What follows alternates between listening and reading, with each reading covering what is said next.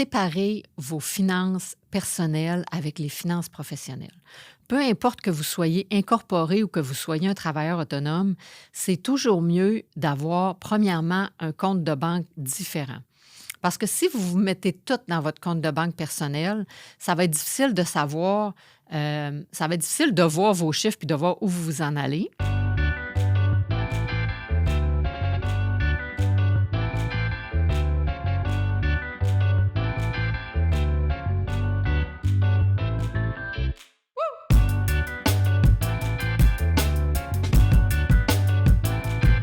Bienvenue dans le podcast Destination Entrepreneur. Je m'appelle Luce Morin, je suis comptable professionnelle agréée depuis plus de 30 ans.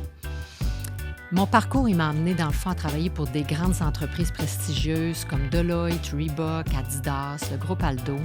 Puis par la suite, ça m'a permis, avec cette expérience-là, de partir ma propre entreprise, Active Services comptables et fiscaux, en 2011. Dans le podcast, on va vraiment parler de différents sujets. Je veux vous parler de mes expériences, je vais vous parler d'expertise en finance, en fiscalité. On va avoir des invités à chaque mois aussi, des entrepreneurs qui vont nous raconter toutes leurs petites histoires d'entrepreneurs, leurs histoires inspirantes. Ils vont nous reparler de leur parcours, ils vont vous donner des trucs d'entrepreneurs. Fait que je pense que dans le fond, vous ne voulez pas manquer ça. Pour être sûr de rien manquer, moi, je vous invite à nous suivre sur les réseaux sociaux, à nous suivre sur Facebook, sur Instagram, sur TikTok, sur YouTube. Donc, pour être sûr de rien manquer de nos actualités, donc, suivez-nous. Et puis, les liens, dans le fond, vont être dans la bio, ci-dessous. Puis, ensemble, là, je pense qu'on va réussir à libérer votre potentiel pour que vous atteigniez votre destination d'entrepreneur à vous. Je vous souhaite une bonne écoute. Bienvenue à Destination Entrepreneur. Aujourd'hui, je vais vous donner 7 conseils financiers pour les entrepreneurs. Le premier conseil, c'est vraiment de faire, quand vous êtes entrepreneur, de faire des projections financières. Des projections financières, ça veut dire de faire un budget, puis de vraiment avoir votre entreprise, votre vision, c'est jusqu'où vous voulez aller. Donc, autrement dit, votre prochaine année, c'est quoi vos objectifs avec votre compagnie, où vous voulez aller, mais aussi financièrement. Parce que si on ne se donne pas d'objectifs financiers, l'année va aller vite, ça va rouler, puis ça va bien aller, puis on va avancer, mais sauf qu'on ne sera pas, dans le fond, challengé à aller plus loin puis à atteindre nos objectifs. Puis les décisions qu'on va prendre aussi, puis qu'on va avoir à prendre sur des projets ou des idées qu'on va avoir, bien peut-être qu'on ne prendra pas les bonnes parce qu'on ne sera pas aligné avec nos objectifs. Donc, le premier conseil vraiment pour les entrepreneurs, c'est vraiment de définir des projections financières puis de définir vos objectifs avec des budgets. Le deuxième conseil, c'est de séparer vos finances personnelles avec les finances professionnelles. Peu importe que vous soyez incorporé ou que vous soyez un travailleur autonome, c'est toujours mieux d'avoir, premièrement, un compte de banque différent. Parce que si vous vous mettez tout dans votre compte de banque personnel, ça va être difficile de savoir, ça va être difficile de voir vos chiffres puis de voir où vous en allez. Puis, la deuxième chose, c'est que ça va être aussi difficile vraiment de gérer votre cash flow puis de gérer vos finances. Parce que même au niveau personnel, moi, personnellement, dans mon compte de banque, je vais avoir différents sous-comptes. Puis, par exemple, les taxes foncières, un compte voyage, un compte enfant, bon, etc. Mais ça me permet de mieux voir mes finances puis de mieux gérer mes finances personnelles.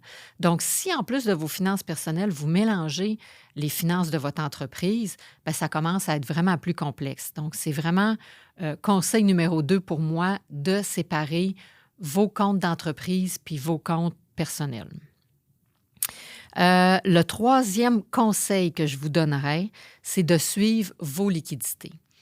Donc, les gens ne réalisent pas que, c'est sûr que normalement, dans votre entreprise, vous allez dire, OK, bon, je rentre des revenus, j'offre un service ou je vends quelque chose, fait qu'il y a des revenus, je vends en masse, pas de problème, et puis j'ai des dépenses, puis j'arrive. Fait que, les gens vont se dire, OK, parfait, j'arrive, mais il ne faut jamais sous-estimer les liquidités parce que les liquidités, ça peut vraiment varier. OK? Ce qui veut dire que dans votre état financier, vos revenus moins vos dépenses, ça va être vraiment, bon, revenus moins dépenses.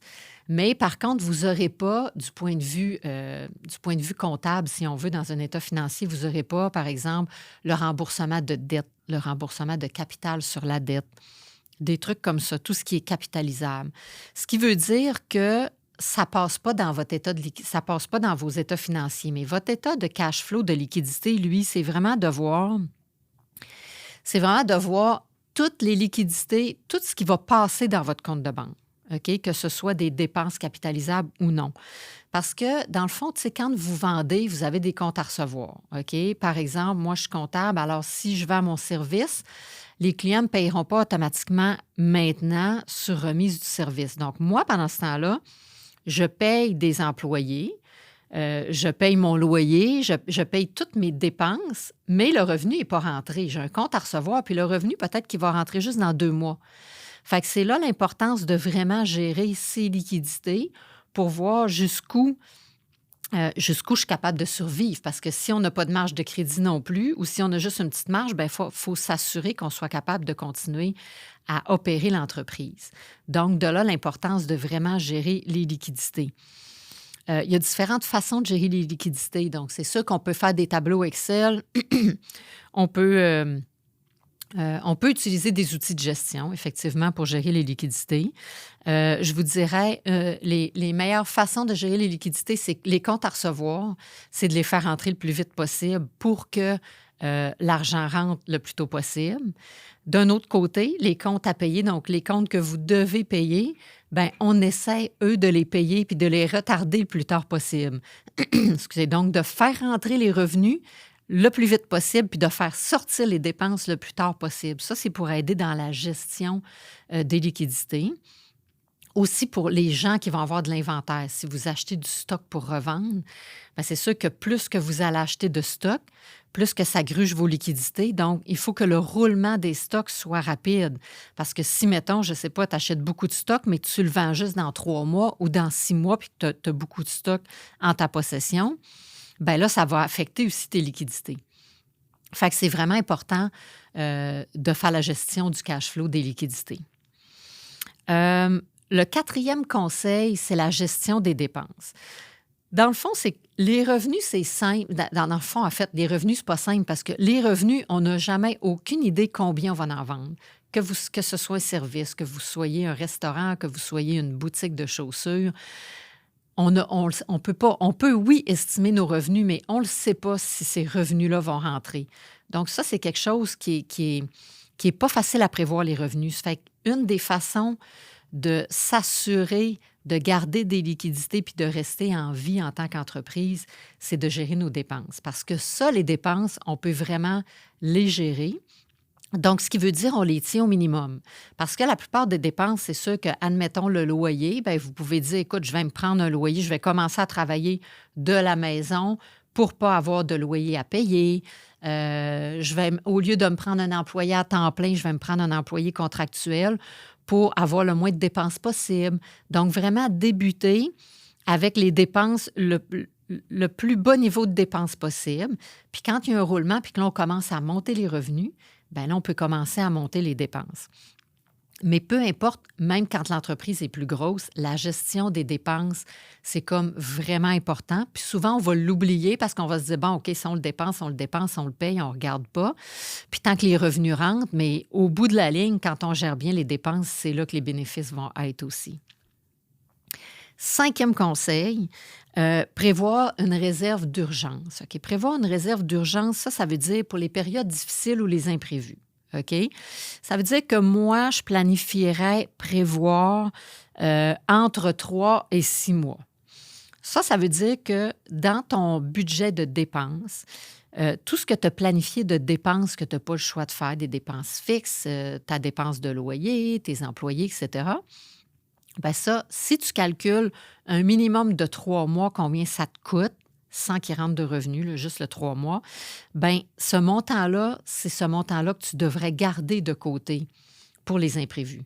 Donc ça devrait être un sous-compte de banque à part ou vraiment le calculer dans ton compte de banque pour que lui, tu le gardes en fonds de réserve. Ça, ce que ça va faire, c'est que ça va vraiment vous aider parce que s'il arrive un imprévu, ce qui arrive la plupart du temps, c'est que les gens ne l'ont pas, ce fonds de réserve-là. Puis quand il arrive un imprévu, ben là, je veux dire, vers où tu peux te retourner? Tu vas aller voir la banque, tu vas essayer de chercher de l'argent pour avoir d'autres investisseurs, pour aller chercher une marge de crédit additionnelle parce que tu as besoin de fonds pour faire continuer à rouler ton entreprise. Fait que c'est toujours bon d'avoir vraiment un fonds dans ton compte de banque qui est un fonds de liquidité qui va prévoir, dans le fond, qui va prévoir 3 à 6 mois d'opération. Fait que dans ces cas-là, ça va vraiment diminuer ton stress parce que tu peux continuer à opérer peu importe ce qui arrive dans ton entreprise pendant une période de temps, le temps que l'imprévu passe. Le 6e conseil, éduquez-vous en matière de finances, de comptabilité. Oui, des fois, les chiffres, c'est plate, puis il y a des gens que ce n'est pas leur domaine. Les entrepreneurs, ce ne sera pas leur domaine premier de s'occuper de leurs chiffres, de comprendre leurs chiffres, de comprendre les états financiers.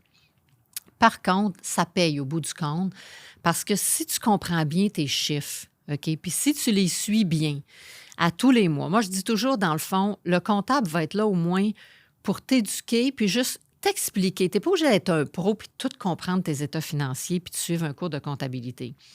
Mais si le comptable t'explique en gros qu'est-ce que tu dois regarder dans un état financier, tes revenus, tes dépenses, ton bilan, pour être capable des fois d'allumer s'il arrive quelque chose, bien ça, c'est vraiment bien. Parce que si t'arrive un projet pendant l'année ou une belle opportunité, bien le fait que tu saches tes chiffres puis que tu les comprennes, bien, tu vas être capable de prendre une bonne décision, de dire OK, j'embarque dans ce projet-là ou non, je pense que je n'embarquerai pas parce que le timing n'est peut-être pas bon. Tu sais, cette année, je veux vraiment monter mes chiffres, diminuer mes dépenses. Donc, je prendrai peut-être ce budget-là pour l'année prochaine. Tu sais. Mais si tu ne les comprends pas, tes chiffres, puis si tu ne t'occupes pas de tes finances, tu ne pourras pas prendre ces bonnes décisions-là. Fait que c'est un minimum vraiment d'être capable de comprendre ses états financiers, mais surtout de comprendre ses chiffres, mais surtout de bien s'entourer. Parce qu'effectivement, on ne peut pas être bon dans tout, mais si vous avez quelqu'un qui peut vous aider, qui peut vous entourer puis vous aider avec ça, bien, c'est l'idéal. Parce que vraiment, c'est l'importance numéro 6 de comprendre ses chiffres dans une entreprise. Et le 7e conseil, soyez prêts aux saisons. OK? Aux saisons, c'est-à-dire que, je ne sais pas, si vous êtes une boutique qui vend de la crème glacée, bon, on se comprend que vous le savez que votre rush, c'est l'été. Comme moi, dans mon cas à moi,